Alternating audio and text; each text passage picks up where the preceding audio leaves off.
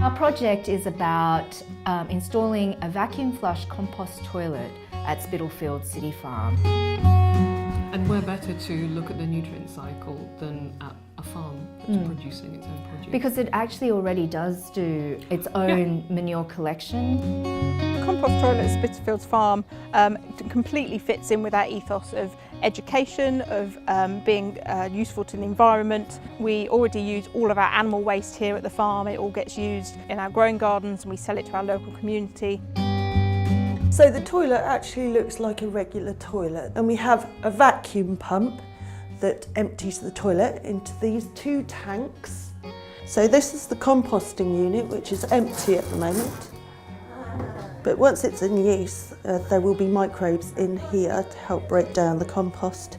And there are some raking units to help break up the compost. And then the final stage is taking the compost out of the bottom, which we can then use in the gardens. So the workshops that we ran with the primary school kids and the older teenage young adults and the Bangladeshi gardeners and the corporate social responsibility people, as well as the people from the farm actually, it informed us about what they wanted to know about the toilet, what things they thought were good about it.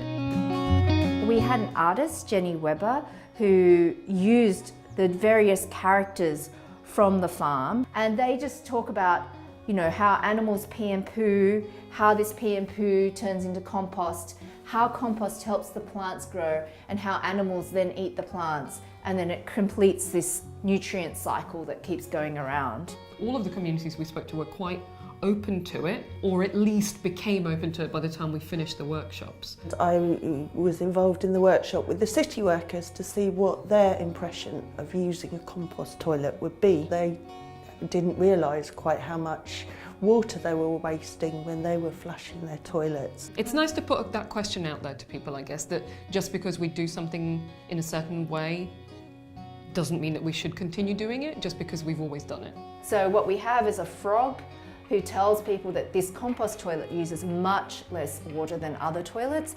13 litres is an old flush toilet, 6 litres is a low flush toilet, and then 0.2 litres is this toilet. What's been really interesting about this project wasn't necessarily the toilet itself and the installation of this commercial toilet within a space, but actually the conversations that we had with the various community groups about the significance of such a toilet. So a compost toilet as an educational feature is just going to highlight, you know, making the end of your visit where you go and you need to go to the toilet before you leave is going to make it another aspect of learning which is going to be beneficial for future generations.